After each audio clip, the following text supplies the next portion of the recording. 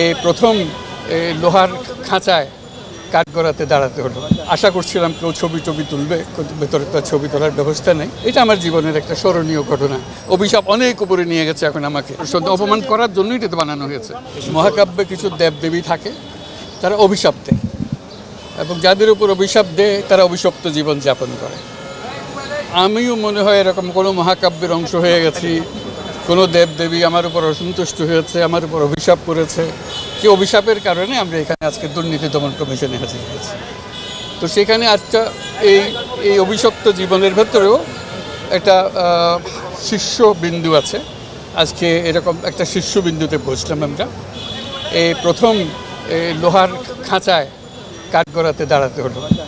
এটা একটা দেখার মতো দৃশ্য। আমি আশা করছিলাম কেউ ছবি তুলবে, কিন্তু ভেতরে তো ছবি তোলার ব্যবস্থা নেই। এটা আমার জীবনের একটা স্মরণীয় ঘটনা, যে লোহার খাঁচার ভেতরে দাঁড়িয়ে আছি আদালতের কাঠগড়ায়।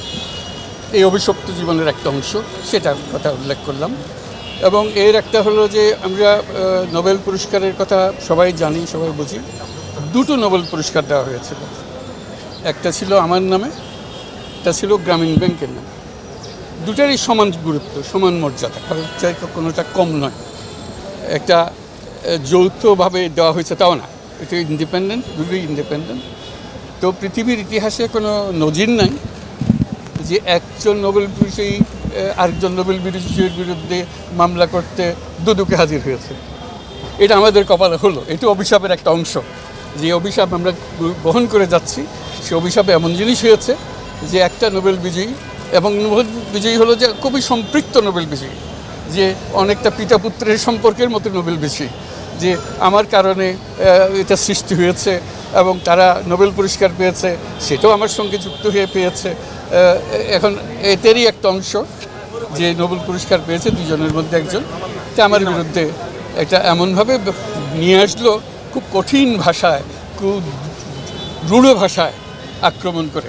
অভিযোগ থাকতে পারে, কিন্তু রূঢ় ভাষায় আক্রমণ করে এই অভিযোগগুলো করা, যে অভিযোগের কোনো ভিত্তি নেই, যেটার ব্যাপারে আমরা আপনাদেরকে সবাইকে জানিয়েছি ঘটনা কী ঘটেছিল।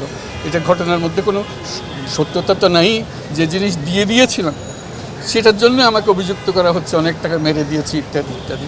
এবং এই পর্যন্ত আমার বিরুদ্ধে যত অভিযোগ এসছে, এই অভিযোগ এসছে আমার বিরুদ্ধে এবং আমার সহকর্মীদের বিরুদ্ধে। তারা অভিশাপের একটা অংশ, সেই অভিশাপ তাদের উপরে পড়েছে। এইটা আমার কাছে খুব কঠিনভাবে আমার মনে দাগ কেটেছে, কষ্ট লেগেছে, কারণ আমার পরিবারকে আক্রমণ করেছে। এটা আমার কাছে মোটেই গ্রহণযোগ্য হয়নি, যে আমার বাবাকে আক্রমণ করেছে, আমার ভাই বোনদের আক্রমণ করেছে।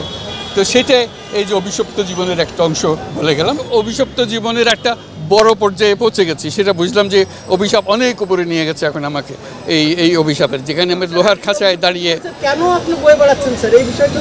অভিশপ্ত জীবন এটা দেবদেবীর ইচ্ছা, সেখানে আমার করার কিছু নেই। দেবদেবীরা ঠিক করেন যে একে অভিশাপ দিতে হবে, অভিশাপ দিয়েছে আমার উপরে। এই লোহার খাঁচাটাকে আপনি কিভাবে মানবিক দৃষ্টিতে দেখেন? আমি এটা প্রতীকী হিসাবে দেখছি।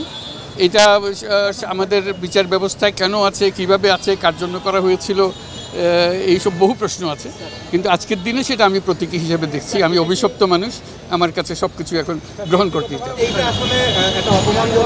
অত্যন্ত অপমানজনক তো বটেই, এটা তো বটে। এটা নিয়ে অপমান করার জন্যই এটা তো বানানো হয়েছে। এটাকে সম্মান দেওয়ার জন্য তো বানানো হয়নি, অপমানের চূড়ান্ত পর্যায়ে নিয়ে যাওয়ার জন্য এটা বানানো হয়েছে। লোহার খাঁচা কি উঠিয়ে দেওয়া উচিত? অবশ্যই উঠিয়ে দেওয়া আছে।